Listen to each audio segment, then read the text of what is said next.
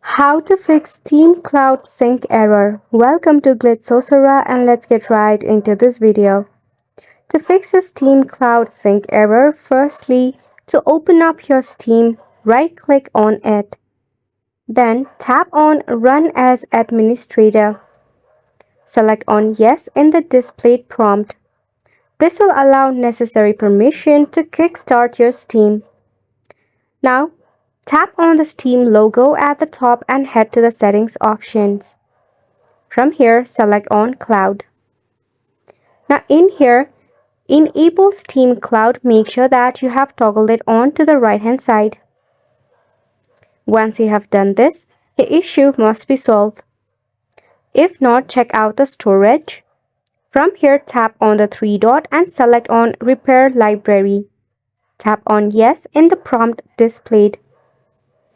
Also check for the server and your Wi-Fi connection.